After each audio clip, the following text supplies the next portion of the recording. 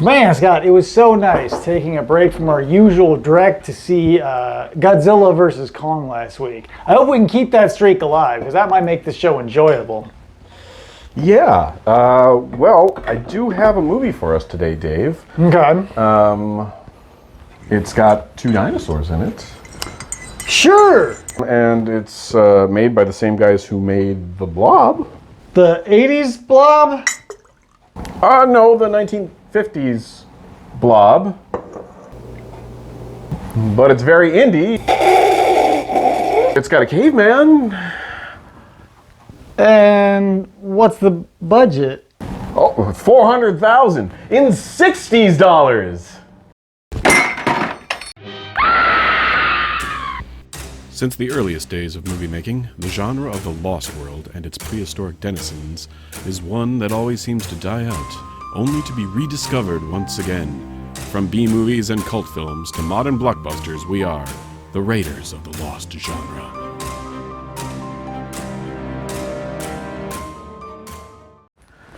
Hey, Dave. Hey, what's up? It's time for another movie on Raiders of the Lost Genre. Yay, my favorite time of whatever it is. Well, today we are watching Dinosaurus with an exclamation point. Dinosaurus! Here, okay, let me look at this really quick. So it does say Dinosaurus. Every time you say Dinosaurus, and at this point I've heard it 40 times today alone, it hits my brain wrong because a dinosaur is a thing and a saurus of some kind is a thing. And but this is a Dinosaurus. Dinosaurus! Dinosaur means terrible lizard. Dinosaurus means terrible lizard? Maybe dinosaur, terrible lizard with a butt pain? Or he's like, ugh, Saurus. Awful movie. Yeah, it could mean awful movie. We don't know yet. It's 1960 from the same guys who did the original 1950s Blob. It was originally supposed to have Steve McQueen in it, as I understand it, but for whatever reason, he's not in it. Instead, we've got, I think, stop motion and puppets and a caveman. Yeah, so from the two luxurious screen captures from the back, from 4K, by the way. Let's not overlook it's a nice transfer, that has to be said. Yeah. Somebody was like, this is a movie we got to keep. Yeah, why? But whatever. They did it. Yeah.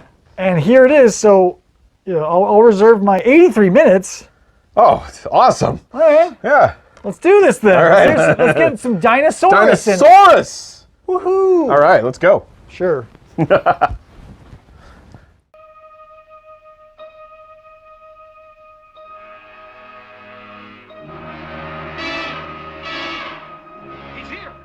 Sound the alarm! Dinosaurus! It's universal and international. You can see the lines of the beach ball they painted. It's true, you can. It's like not even hiding it. When movies like this fly below my radar the better part of my life, I can often assume that they're either lost gems or bawdy misfires. Here we are down in 20,000 leagues beneath the sea.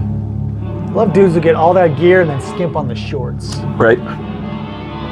The latter is the case here, though Dinosaurus certainly gets the star treatment on a Kino Lorber DVD with a beautiful transfer and special features worthy of some Criterion releases. I dive, but I dive sexy. Can't keep these games under wraps. I admit I bought it as fodder for these reviews, though my interest was piqued when I read that it was done by the same people who made the original classic The Blob from 1958. Meanwhile, in Disneyland. So we're fishing. Thank God the EPA doesn't exist. That said, this flick doesn't quite hit the mark. He's smuggling a kid in his ass. American engineers Bart and Chuck are working on blowing up underwater stuff on a Caribbean island to widen the harbor. Yeah, go ahead and land your plane here. He's trying to communicate to somebody in semaphore, underwater. It's a great place to do it. Yeah. One of the charges opens up a subterranean channel or underground frozen lake, Yeah, take it all off. Whip these babies out. releasing the chilled bodies of not only a Brontosaurus, but also a Tyrannosaurus Rex, both perfectly preserved. Ah! Oh no! Still screenshot. Even She underwater. fucking fainted underwater. Even underwater, a woman will faint.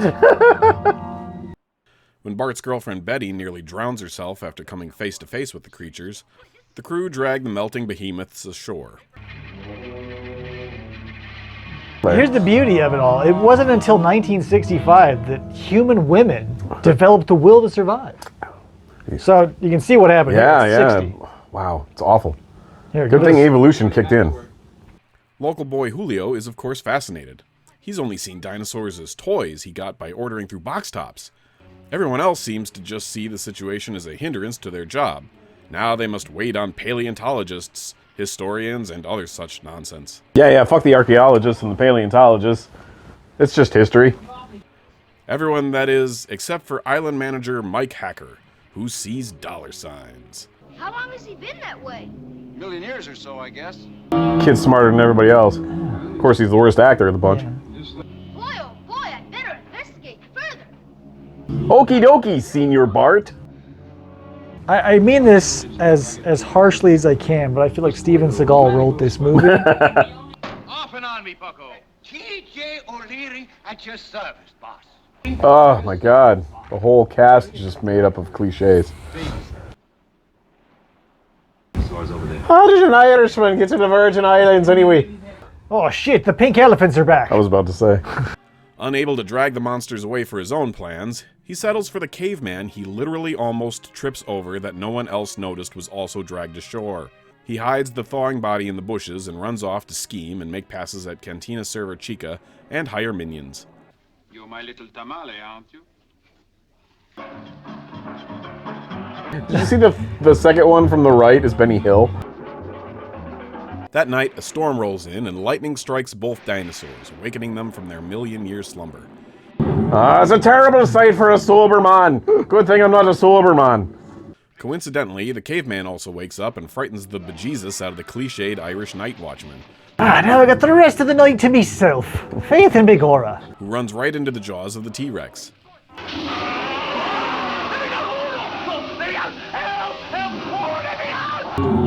Please eat this guy. This is the strangest combination of effects I've ever seen. It really is.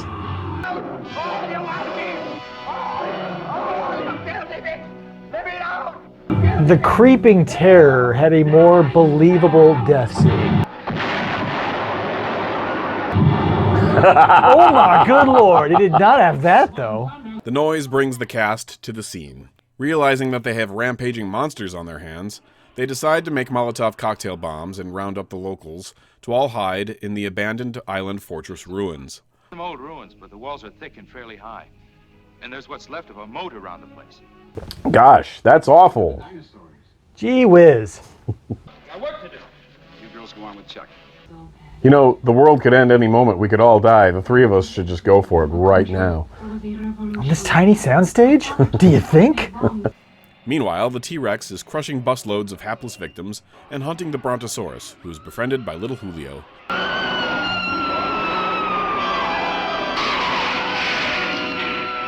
Oh, yes! Yes! I don't want to eat any of you.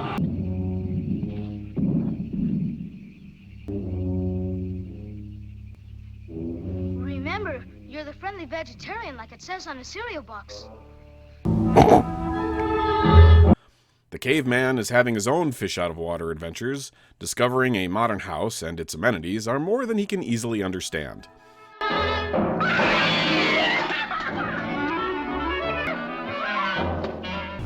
That was pretty weird, right? Ooh. He does acquire a decent fire axe and figures out how to flush a toilet before meeting Julio and having his first meal in a million years. Derivative. Oh, but here comes a sight gag. Wait for it.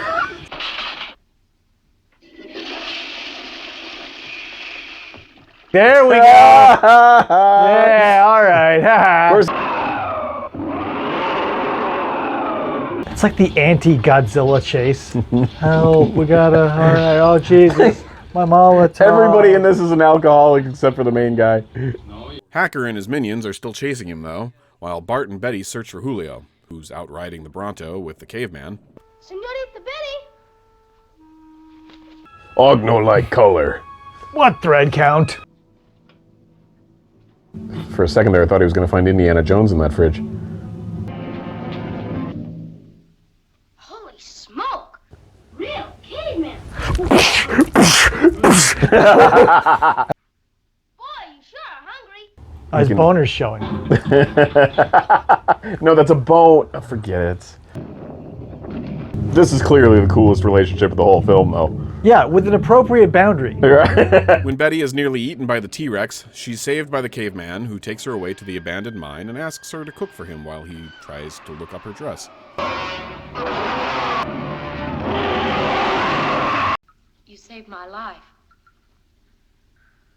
I think you ought to know something before I start. I'm not a very good cook. Medium rare. Coming up, hold the moo cow. Somebody finally gave the blonde a good bit of dialogue. Yes. I give you new pearl necklace. I was about to make that joke. Now, nice caveman. You just sit there and I'll go fix things in the kitchen.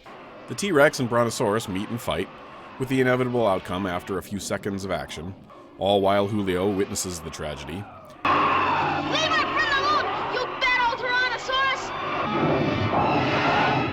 I think I'm going to be legitimately upset if the Brontosaurus dies. I will too. I might My cry. second favorite character. after the caveman. Yes. When the Brontosaurus tries to escape, it slips into quicksand and drowns. Deprived of its meal, the Tyrannosaurus renews its rampage and chases Betty, Julio, and the caveman into the mine. We clocked the T-Rex at about 2 miles per hour. Bart uses fire to help them escape, but the struggle causes a cave-in. Oh my god, he's humping the cave. Can't hold much longer the way he's going at it. The Neanderthal saves our heroes by holding up the roof long enough for them to escape. Hacker is unceremoniously crushed. Did Hacker get out? Yeah, there he is. Lame. Where's the caveman? Now's our chance. Head back to the Jeep. You should eat something, Julio. A growing boy. I don't want to grow anymore. How about a Brontosaurus burger? We got one of those. Back at the fortress, the T-Rex attacks, so Bart uses a giant digger to battle the beast, knocking it off a cliff into the ocean to drown. Oh, hey, almost made contact that time. Rock'em sock'em archaeologists.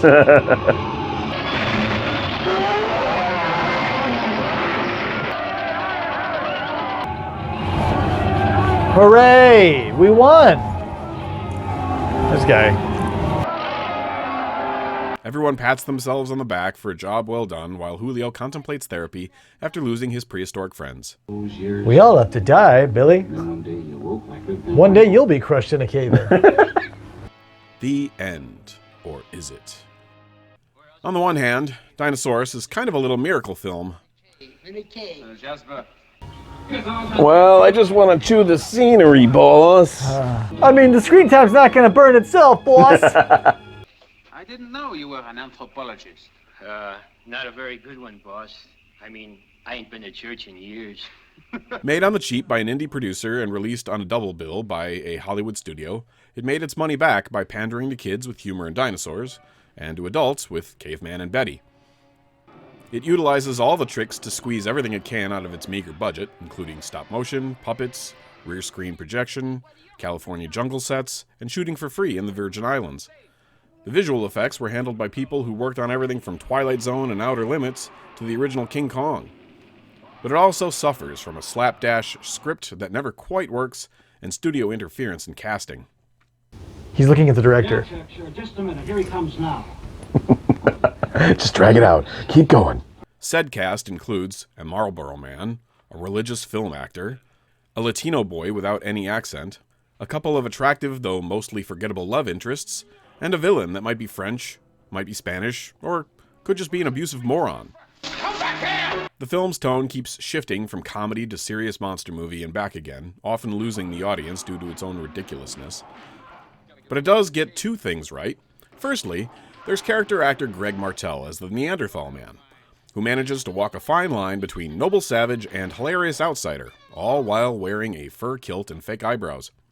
His performance is genuinely the strongest in the picture, and it's almost a shame he didn't get a spin-off. Then there's the dinosaurs, and while they don't necessarily look consistently great, they work more often than not. The final battle between Bart's tractor and the T-Rex is something I'd love to know if a young James Cameron borrowed from when he made Aliens. Dinosaurus is mid-century cheese, served with a side of tiki and chill. But it's fun escapism if you're into monster movies from that era.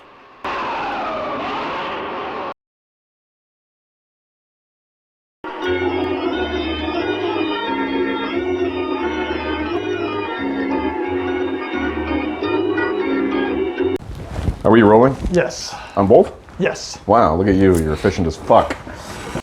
Professional AF. It's on my business card. Is it? Yeah, it's a very awkward conversation. I have a lot of high-power people. Well, Dave, Oh boy. that was Dinosaurus. It was Dinosaurus. Listen, I don't know what you're complaining about. I'm the guy who bought that movie. Here's the thing. I want a copy of this. Do you? Yes. It was so bad. It really was. Which is kind of, Which is why I knew it would it's be fine. bad. I knew it would be bad. But I'm a fan of the original Blob. Like, I think it's a fun movie. And I realize it's elevated in part by the fact that Steve McQueen is in that movie. Yeah. Okay, but even then, I don't think an actor of any better caliber than anybody in this movie could have saved this movie from its terrible dialogue. The craziest part of all of this is it could have been just another Land Unknown. It could have, and very well almost was, another boring example of money and time wasted. Have you seen Beast of Hollow Mountain? The Beast of the Hollow Mountain appears for probably a grand total of 30 seconds in that movie. This at least doesn't pull that trick. Right. It does at least have the dinosaurs. Yeah. But I don't like them. Right. In comparison, Right. if they were the only thing that drew my attention, that dazzled the eye, that moved the plot along, fine, I would cling to them like a drowning man to a log. We have something that is thrown completely in, I feel, as an afterthought. The Caveman. Because we pull out the T-Rex, we pull out the big Brontosaurus, and we're like, okay, dinosaurs. And I think, okay, well, the Caveman, he's going to show up, cause some shenanigans. And then goes on to thaw out and steal every scene he's in. And even scenes he's not in, because I'm thinking, where is the Caveman? And worst of all, that like we see the villain crushed, so you know he's dead, even though that was a total cop-out move, right? As opposed to having him eaten by the dinosaur. Yeah. So hold on, before we get there, yeah. let's back up just a little bit, because this has one of the things that you and I both love is setup and payoff. We get lots of times where we get things set up and pay off. So I expected the villain to die. But what they did was it was indiscriminate. Yeah. This movie is much like the universe itself. Pointless, tragic, and random. Oh, so it was written by George R.R. Martin? Or who did I say? Steven Seagal. Yeah. Because all of our characters are nonsense. You are given cliche. And cliche. But when the Caveman shows up, I know exactly what he is. And when he moves through the world as like, I'm just a caveman, I don't know. It's so delightful. It's such a breath of fresh air, whereas I thought I was going to end this movie hating every molecule in Julio's body, or what's his name? Yeah, it was Julio. Yeah. I thought I was going to end the movie being like, kill him, kill this kid. No, but it was a double act of Julio and Caveman. Yes! It was all right. And they double down. And here comes Unga Bunga.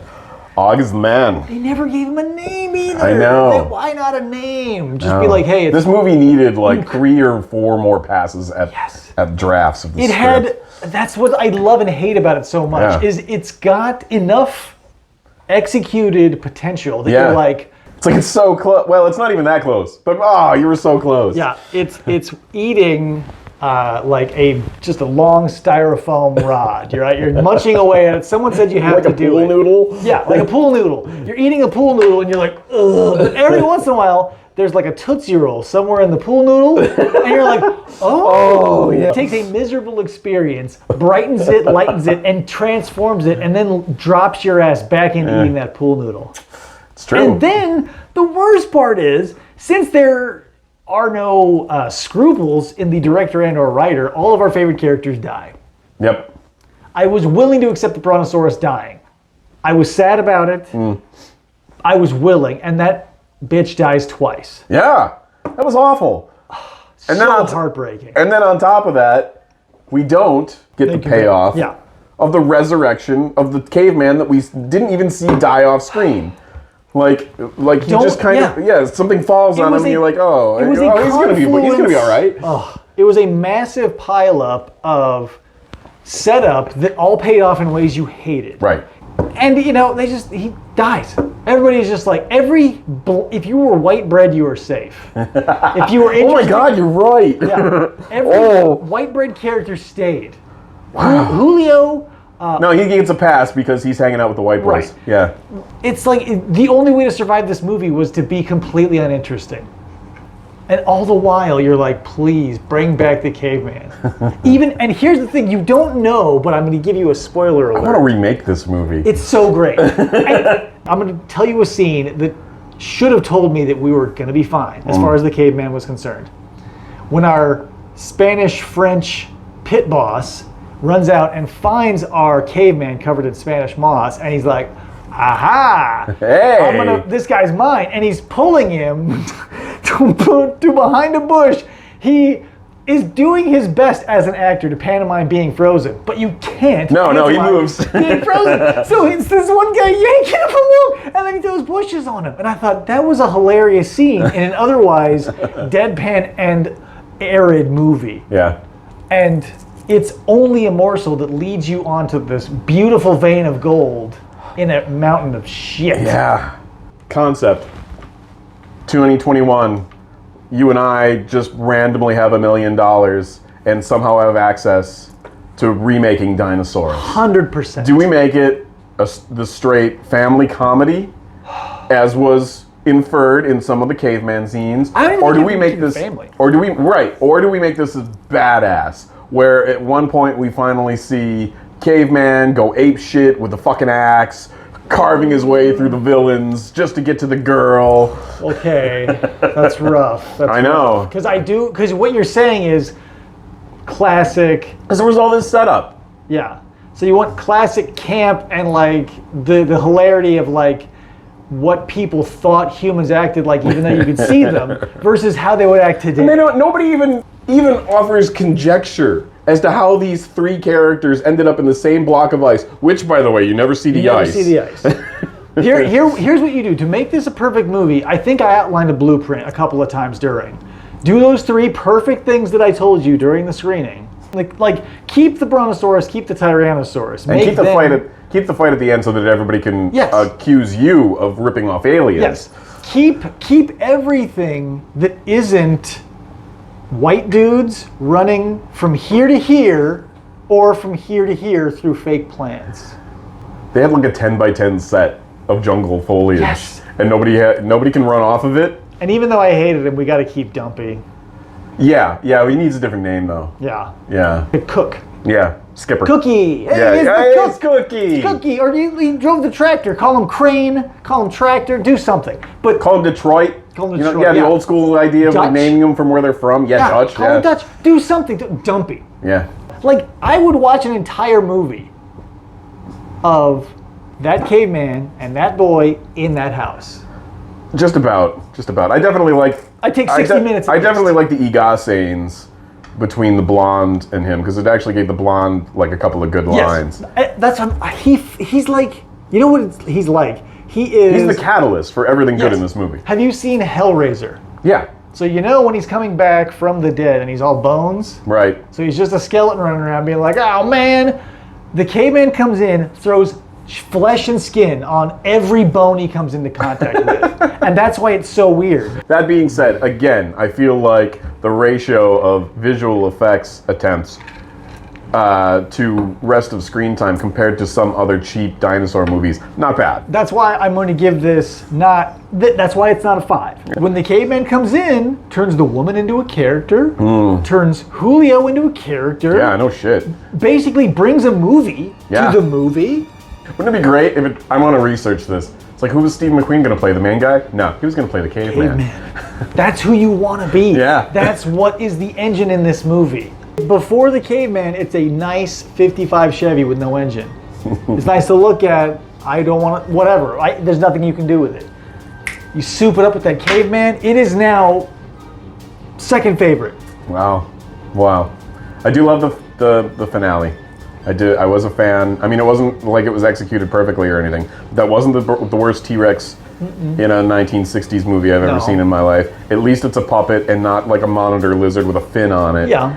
Versus a toy tractor. Even though it drags, everything pays off. The rest of the time, it's just like... More!